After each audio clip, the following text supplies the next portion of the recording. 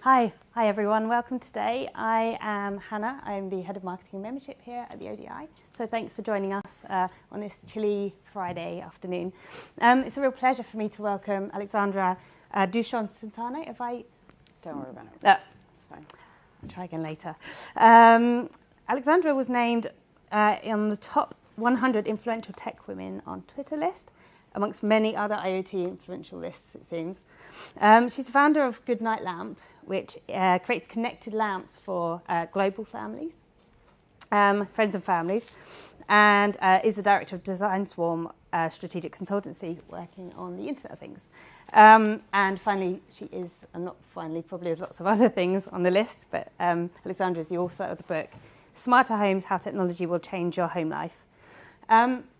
A few, apart from getting this working, a few housekeeping things. If you've got a question, please wait till the end, and we will pass you this mic. There are people watching the live stream, and they'll want to hear you through here. It won't amplify your voice, but you will need to speak into it. So please wait for the end.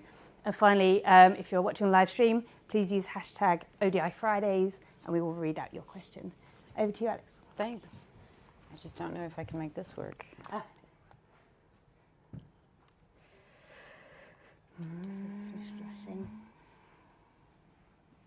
guess it's like this.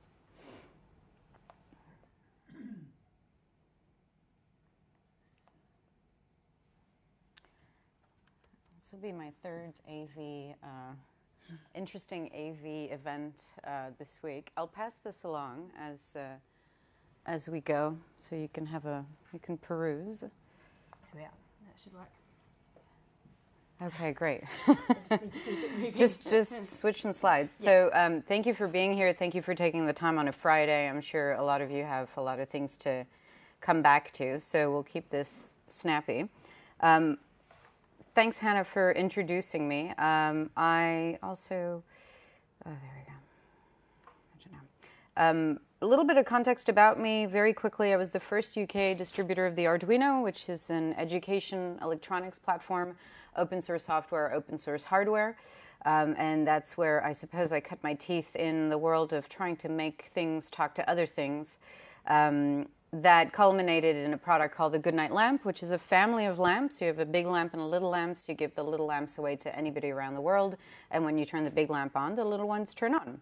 So if you have a family member in a different time zone, to let them know that now's a good time for a chat, you're available right now.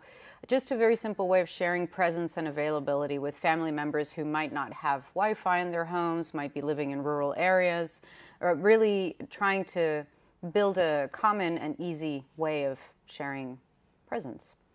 I also run the IoT meetup in London, which is now the second largest meetup in the world around this area. It's a free meetup in London that's been running since 2011 now.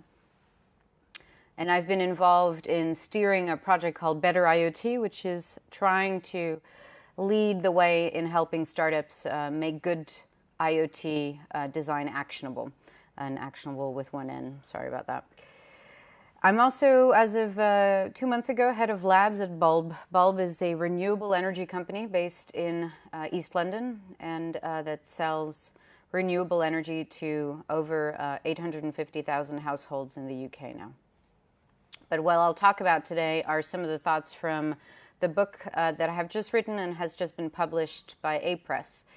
And initially, the title was How Technology Has Changed Your Home Life, and it became Will Change Your Home Life. I think because my editors were very keen to sell more copies, and they thought, the future sells. I actually think that history also sells.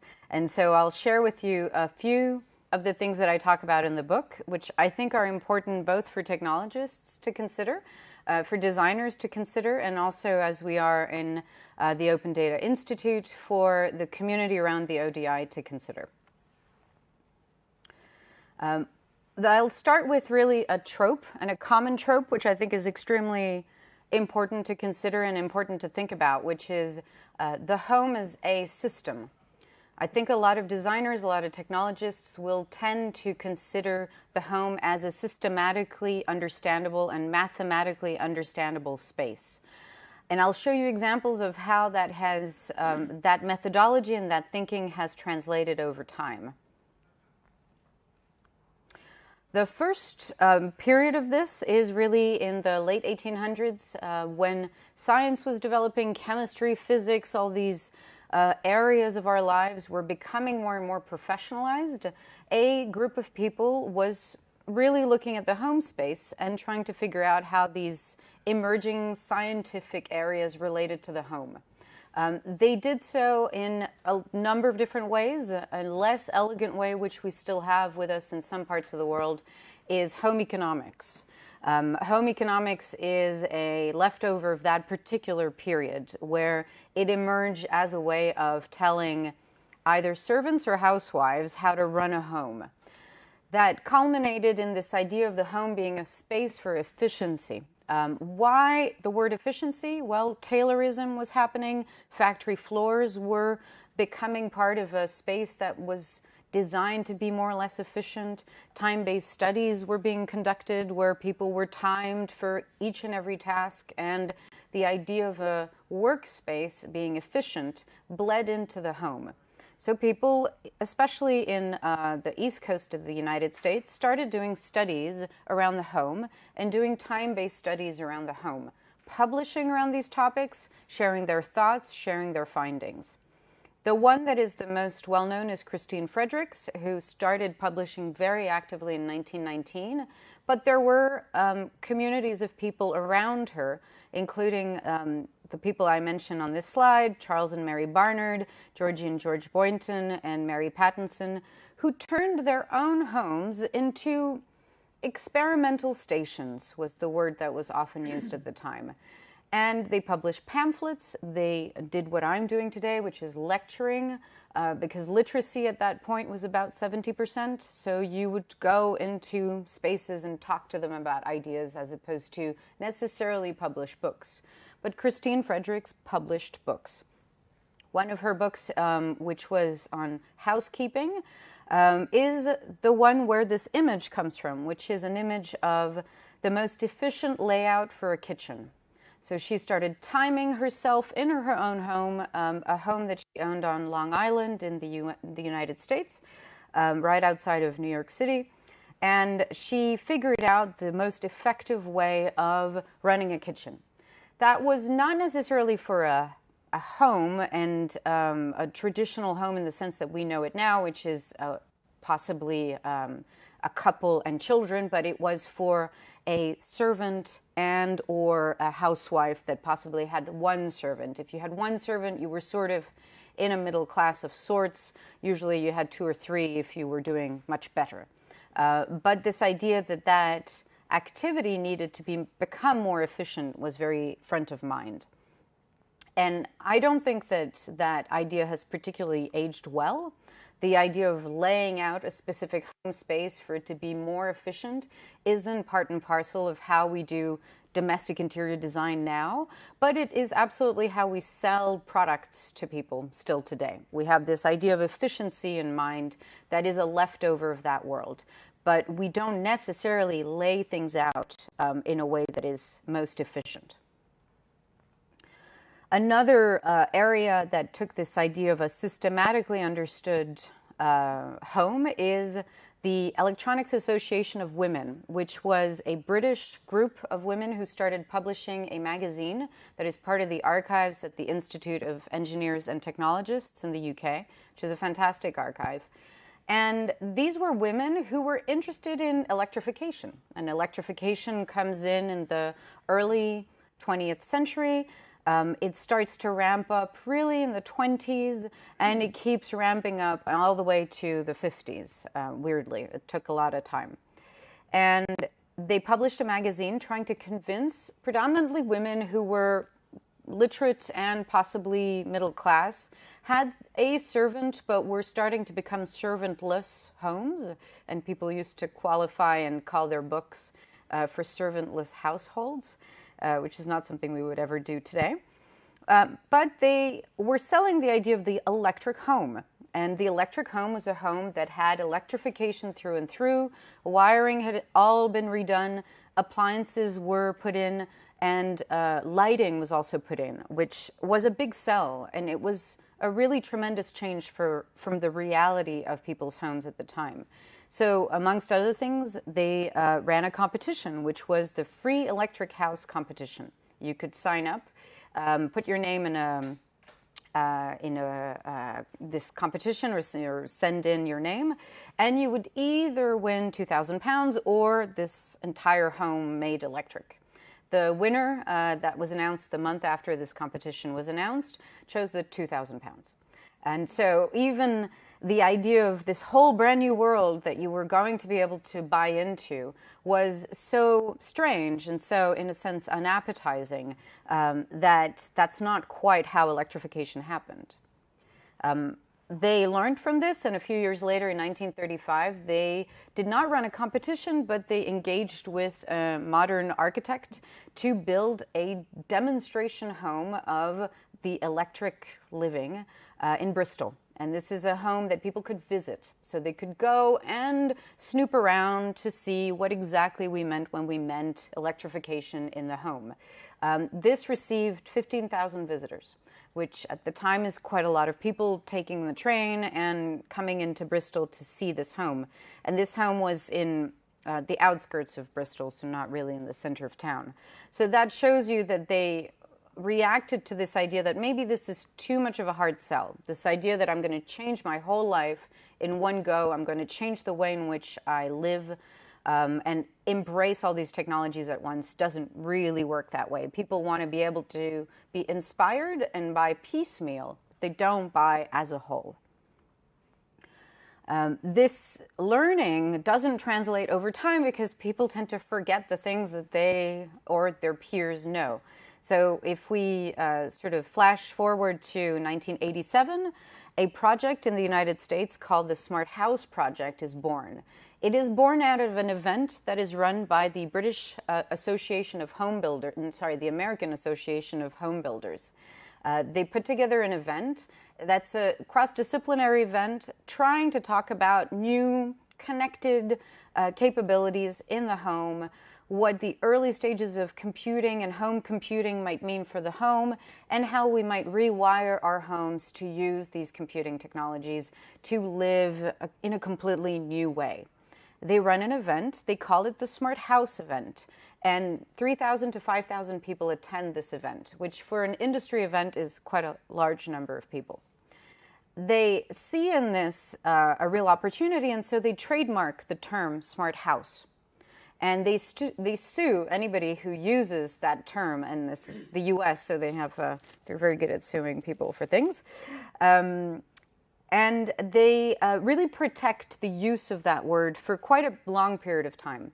They also take advantage of a tax cut at the time and a change in the law that made it quite easy for consortium-type projects to take place. So you could work with people who would have notionally been your competitors in a consortium and do some research. And that was something that was that became kind of built into the federal financing infrastructure in the U.S.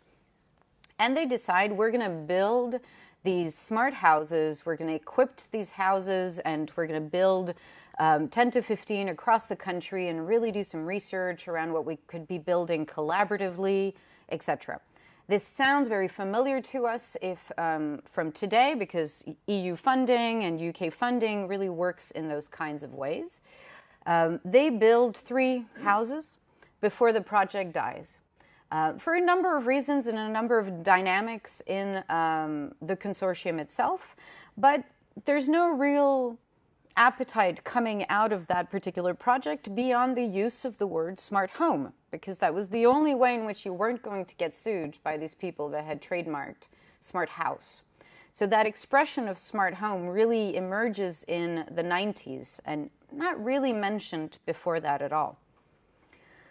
There's still one of these homes that is left standing in the United States, which until very recently was the home of a company called Vivint, I think, which is a smart home middleware platform. So in a sense, the history of that particular project still exists. But this idea, again, of buying wholesale, in a way, a completely new way of living and selling that to consumers just didn't quite catch on. Another example at that same period of time is something called IBM Director. An IBM Director was a complete rebuild of your home using IBM technologies that would allow you to do home automation X, Y, and Z. Again, not a project that we particularly remember because it just didn't find that market. We, again, keep forgetting the tropes and kind of keep trying over and over again. And so the WikiHouse project is an open source project where you are invited to think of the home as something that is downloadable to a degree. You can download files, get them made by a CNC provider, and it creates the frame of a home. And this is meant to be a more accessible way of building a home, and also an open source way. So the home becomes a digital part in a digital journey that happens to have a physical instantiation. And this is in principle a really interesting project, and they have built a number of existing structures, but the WikiHouse farmhouse is the only current standing structure that is lived in. And that is really inhabited by a couple who have been building it over a period of about 3-4 years. They almost have moved in now. They've documented their entire journey on a blog. And putting up the frame itself with these files took about, I think, 2 weeks with friends and volunteers to really literally do a barn raising in a sense. But actually putting in everything else has taken 3-4 years. Because it turns out that a home is not just a set of sort of drawable elements, it is also a set of very expensive and very complicated other bits and pieces that, again, someone might buy piecemeal. Another, I think, learning that I think is really important that I think people forget about in some sense in the design sector is that the size of a home really matters to what you can design in that home. In the mid-1800s, this is a picture from the Black Country Museum, which is in the middle of this country. It's really, really great museum. And this is the average home appliance landscape in the mid-1800s. There is a fire range which heats up whenever there's any heat. Sort of a little fire is put together with about as much coal as you could afford. The whole thing heats up, which means you can do a little bit of cooking. You're not really doing a huge amount of cooking. You're heating up the kettle. You might be putting on some toast, but you're really doing the very basics. And you might also be ironing for whatever reason. There's like 4 irons here. But this qualifies as, you know, the average home. There's a bed, there might be a mattress underneath that for children, but people are working in an industrialized landscape. They're working in factories, they're working in shifts. So there's never really a full house per se, and eating really happens outside of the home. So we do a lot of eating on the go, we use the city and its infrastructure, and so the home is really the place where you just end up having, you know, sleeping, putting on something, and then heading out the door. We weirdly still, I think, in some places in our life, really want to still interact with our homes in this way. And so after the 20th century comes in, we start to talk about minimal living and minimal housing and minimum housing, because we are always trying to somehow strip down to the essentials. But the essentials is really in the eye of the beholder. So the average UK prison cell, which is shared usually by 2 people, is the size more or less of a co-living space, which are fancy apartments sold to young people who have just moved to the capital in East London right now. And we have this, I think, really strange relationship to space and what qualifies as good enough space or enough space. We also have reduced in family sizes with the decades and the years, but have increased in space that we actually have available in some parts of the world. So this is an American model where the average size of a home is 450 square feet in 1850 and 4 times that in 2003. But we absolutely don't have that many children, in the same amount of children as we would have squeezed into one place. And what have we done? Well, we create sub-homes. We have closed bedrooms. Everyone in the bedroom might have had a television in the 90s, and then it becomes a laptop, and then it becomes mobile phones. And we create mini homes within the home. And we've complexified what qualifies as our private family space.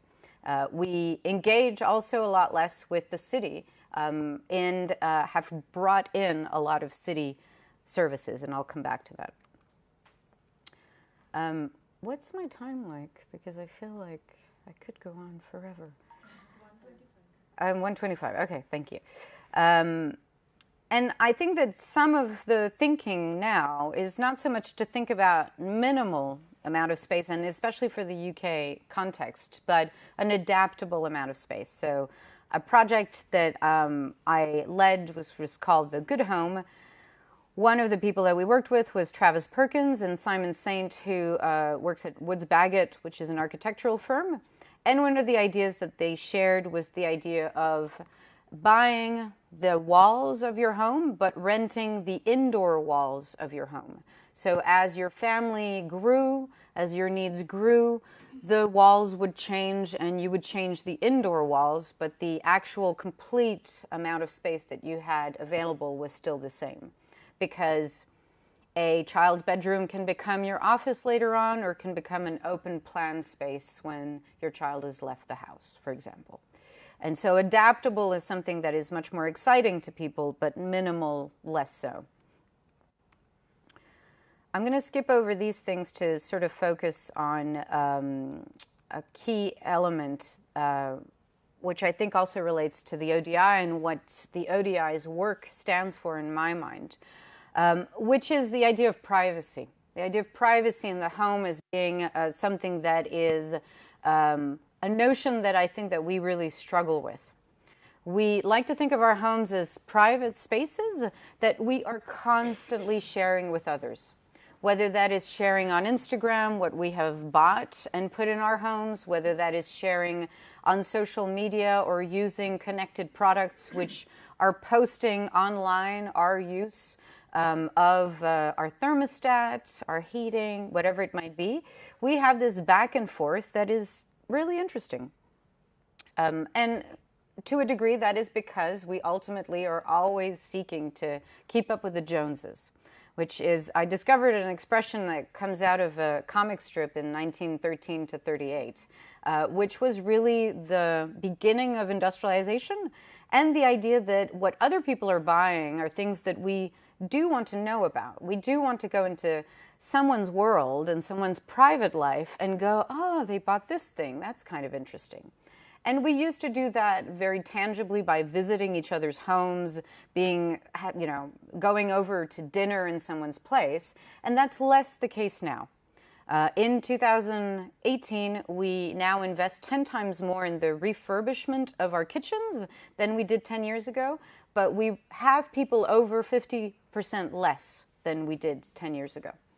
So we will post online the kitchen that we have redone, and therefore continue to compare ourselves to others in a way that feels very curated. So we don't need to worry about what's in the living room and hanging on the clothes horse in the middle of the room, but we can post the great refit that we've done in the kitchen. So we choose piecemeal what we share and what we don't with others.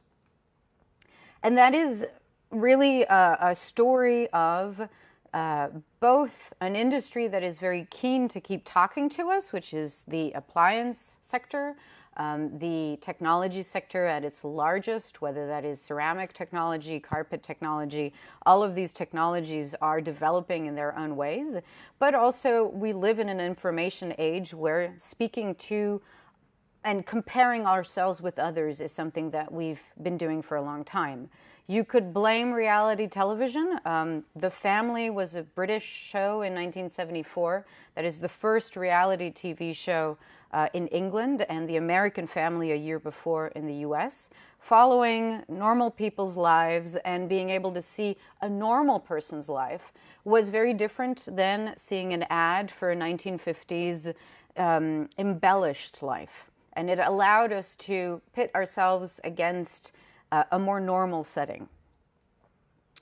But it is a sort of visual intrusion into other people's lives. And that's an intrusion that we are always defining. So Uninvited Guests by Superflux is an example I give in my book of an artistic landscape and a design landscape that is really active at the minute and very, very active in the UK. Very active in London. A lot of really talented artists and designers are thinking about the home space and the technology space.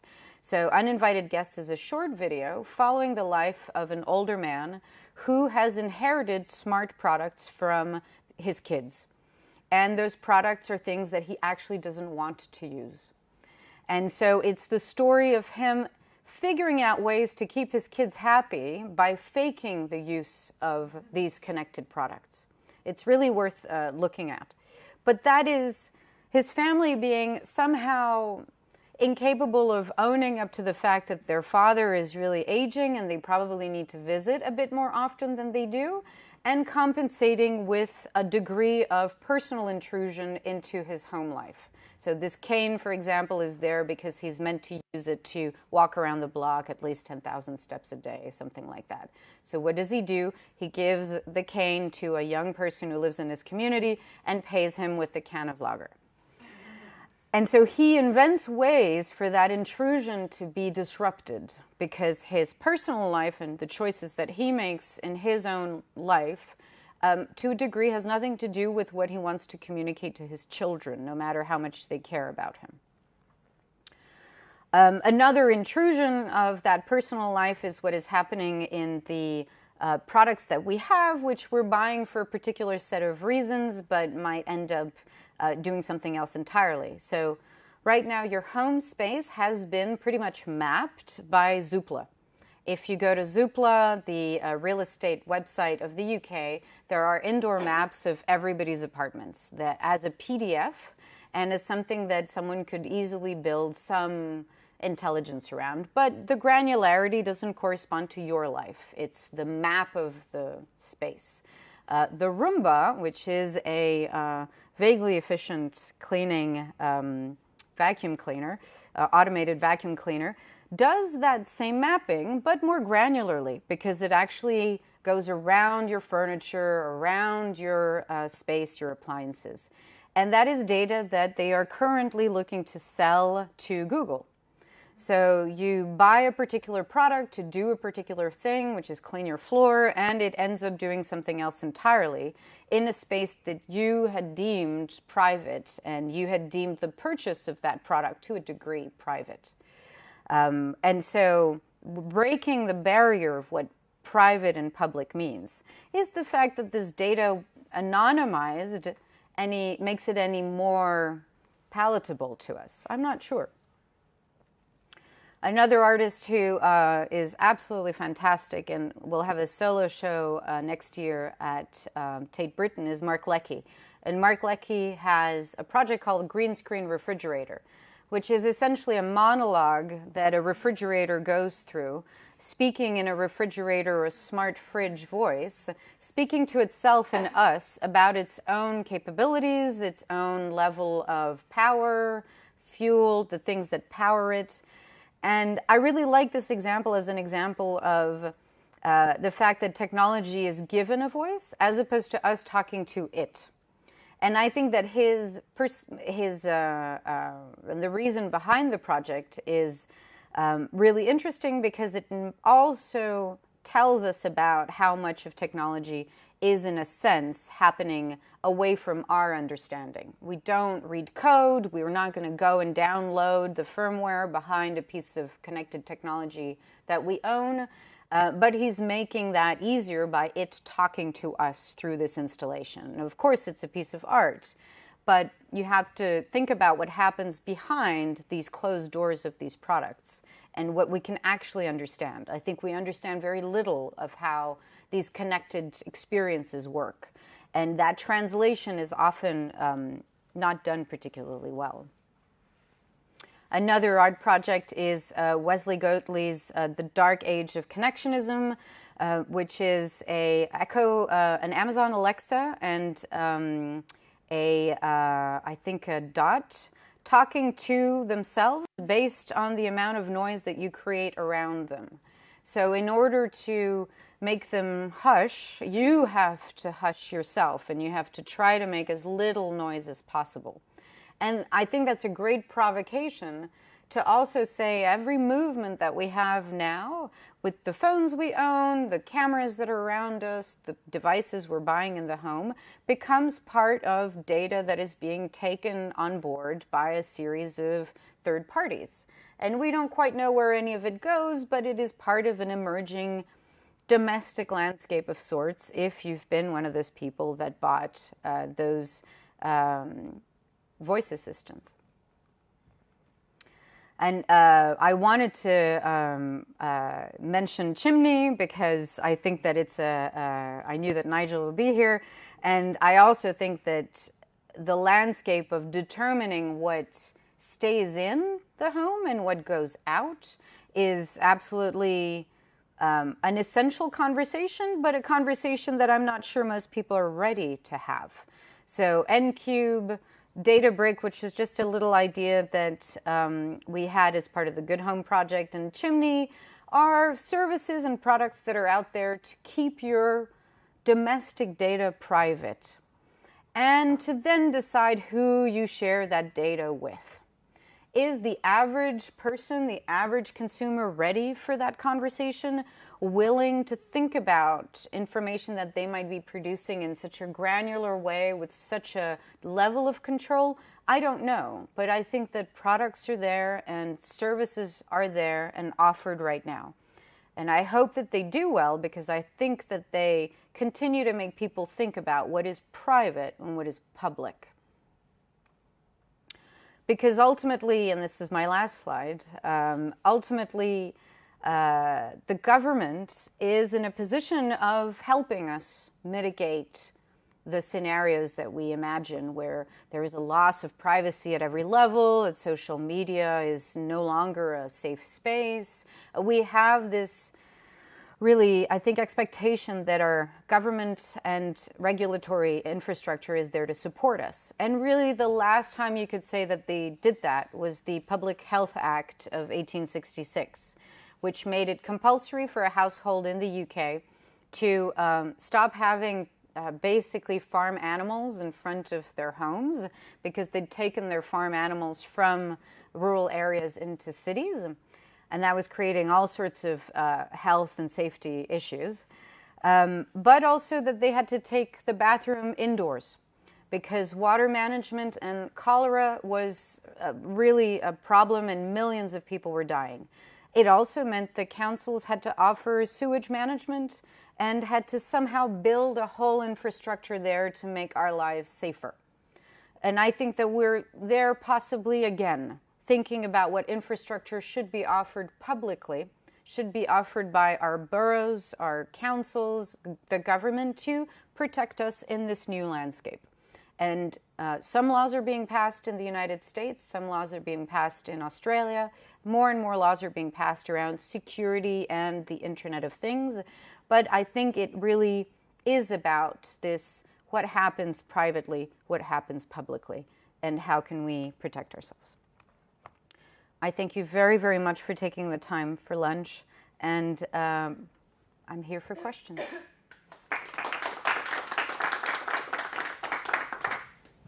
Alex, I'm just going to kick off with a question. You're talking about earlier on about sort of fear and sort of maybe nervousness around people introducing IoT into their homes. How do you think, apart from the support that you were talking about through sort of local government, what kind of mechanisms do you think could be used to sort of allay some of those fears and to educate people? Well, I don't think that people need education. I think that people will buy piecemeal something that they might try, and they will see whether it works for them or not. And every single context, socioeconomic, family-based amount of space available makes that purchase a different purchase. And so I think that people will, every Christmas, will make a particular purchase and attempt a purchase with something. And they're both seeing whether their family life is suited to that connected experience, but they're also seeing what else happens in the world. So all of the anxiety that we have around voice assistants, I think, is really, in a way, justified.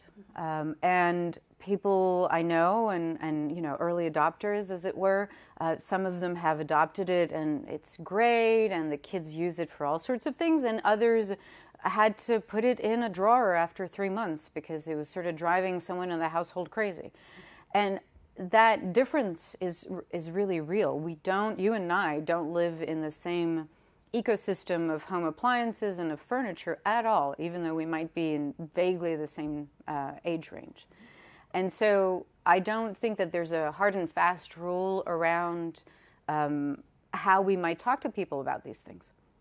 I think organizations that are consumer reports, which on all of these organizations have a role to play in helping people think about what they might, you know, what their lives might look like with a connected product. But ultimately, it is really a trial and error process. Mm-hmm. Thank you.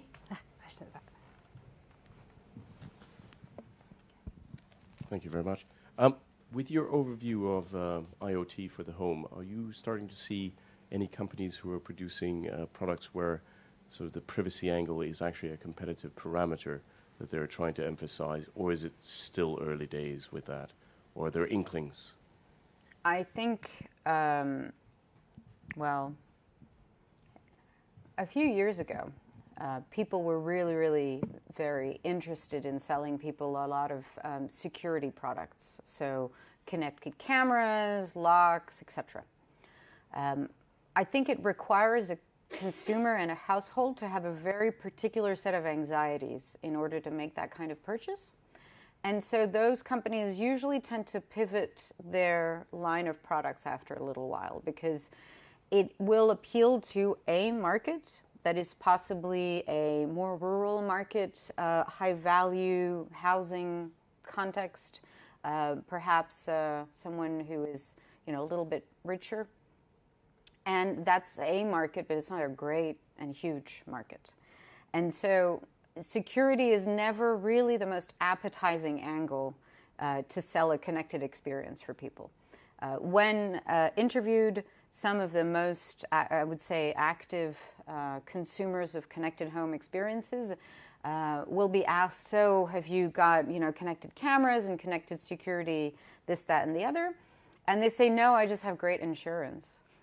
And so even in their perception of risk, and the perception of risk around these things, I think is not front of mind because it's not fun. And I think a lot of people want to buy the future of their life as an idea of progress and as an idea of fun and excitement. And so there are people selling sort of security-focused voice assistants, for example. So something called Snips is a company that makes a voice assistant secure and open source as well. All of these things exist, but whether they make it to a mass market offering and whether they can entice people into essentially a low-level anxiety around everything, I haven't seen that so far.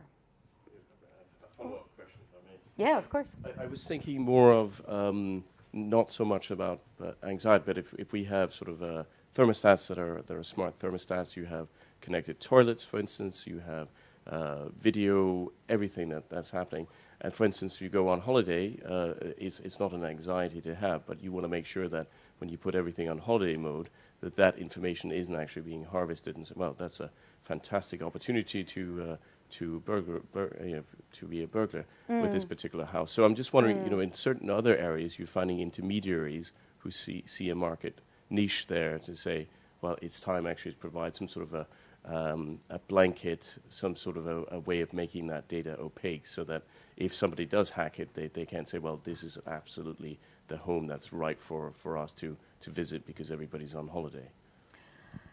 So yes, that exists. People do build specific products offering with, you know, security built in, whether that's privacy by design applied in the engineering sort of process.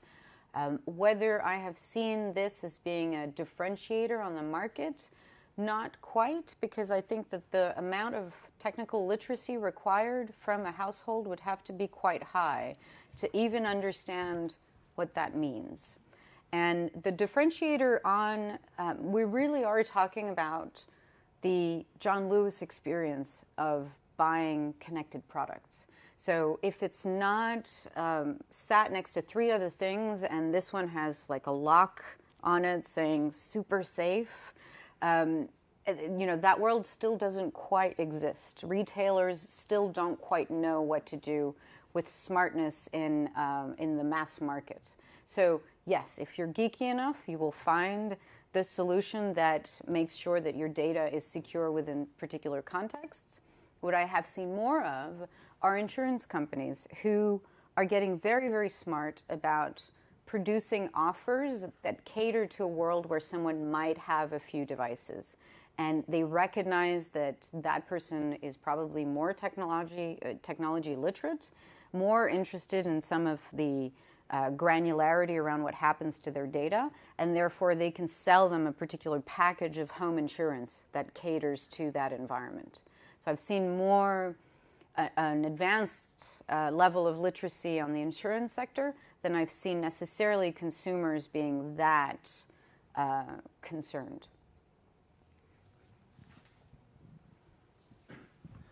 Hello. Hello.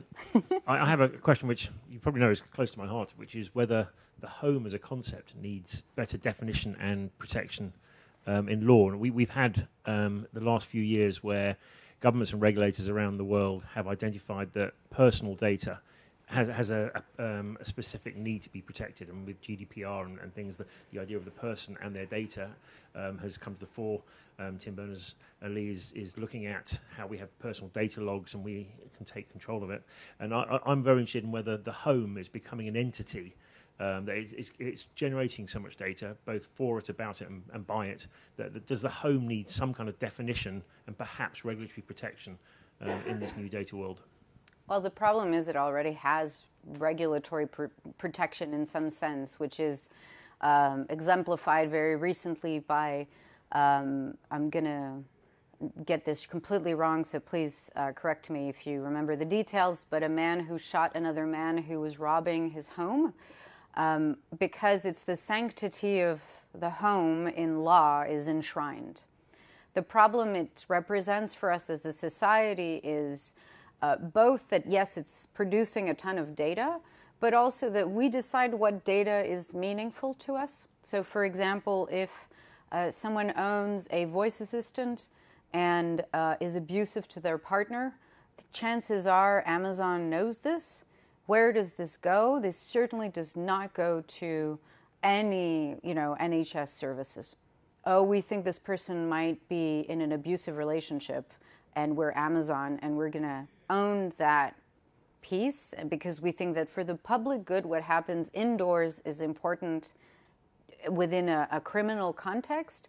That doesn't happen at all because there's the sanctity of the home as a place that neither Amazon or any other voice assistant services wants to necessarily take control of in such a non-commercial way. The other example I'll give is if a person above a certain age is living on their own, which a lot of people are, a lot of people suffer from loneliness in this country, and certainly I think above the age of 60, the number of times that you interact with a family member is less than once a month. If a smart television knows that a person is spending up to 12 hours in front of it, does Samsung have a responsibility to tell local social care services? No, not right now, because what you do in your home is supposedly your own business. And so I think that we already have a quite strict notion of what happens in the home. From a data protection perspective, I think that's one angle, but I think there's everything else. And I don't think that we've really cracked that nut yet. Hi there. So I'm paraphrasing a little bit what you said earlier, so correct me if I'm wrong, but it sounded like, and I agree with, if it's what you're saying, that then lots that's of caveats, what I said. Lots of upfront caveats. Efficiency actually isn't really a great motivator of people's purchase decisions. It's, often it's more emotive or slightly irrational reasons that people tend to lead and purchase something, or at least at first. Anyway, with that. Well, said, I would disagree with that, but go ahead. You would? Okay. Yeah. Well, we both disagree then. I wondered what your take on people's motivations for the most successful kind of IoT products. What tends to be driving people's take-up of those, in your opinion?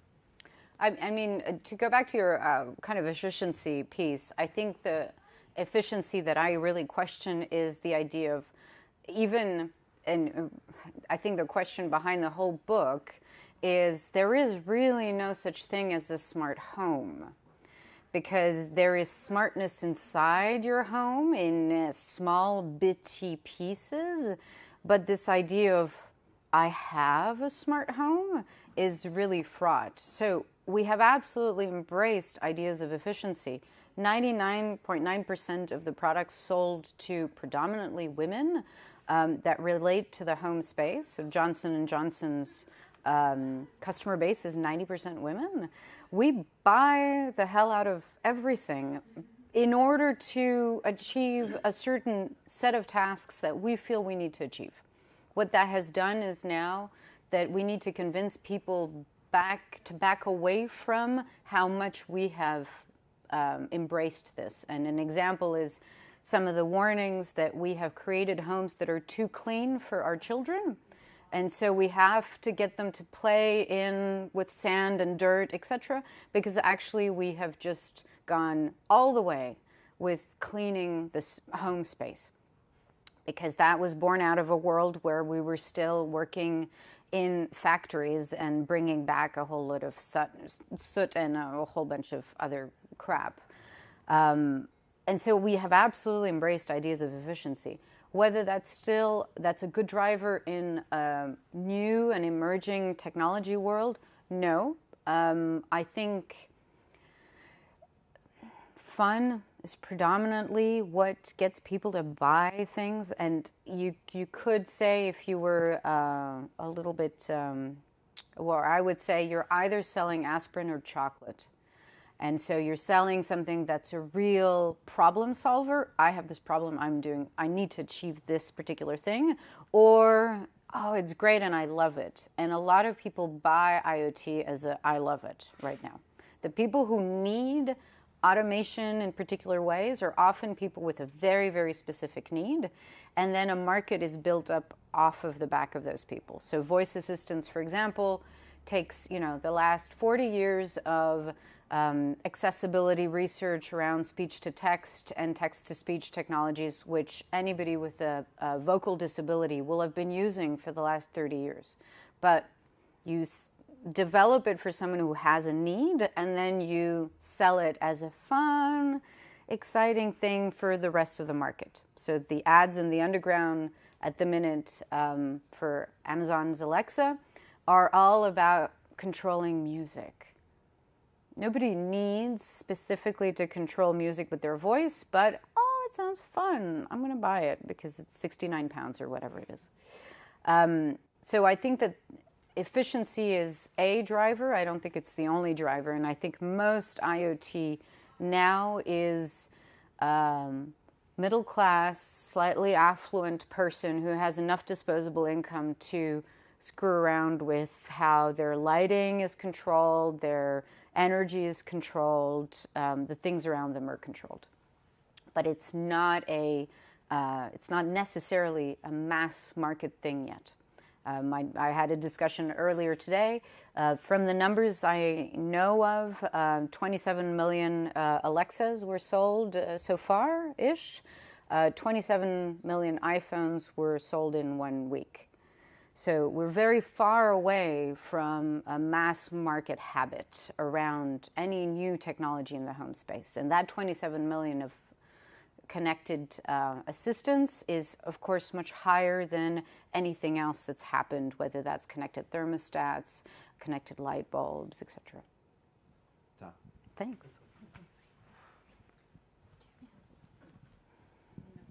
Hi, very good presentation. Thank you so much on the smart homes that you have provided.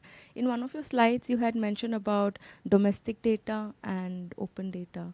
And if you would like to add more on it, because I would surely be interested in the data which is really available openly. And how well are we privatizing it? Like, this data can be loosely used by someone else. So is there any security measures for that? Well, have you done any thought over it? Like, so thank you. the security, thank you for your question. The security aspect of all of this is really very interesting, because a lot of these devices are sold as leasing services. So you will buy a piece of hardware that you are continuously paying for because there is a digital layer of service provided to you. So whose data is it precisely is an interesting question, because it sits on top of someone's service being provided. And because of GDPR, of course, you should be able to archive that and take that out of that particular service, but to go where?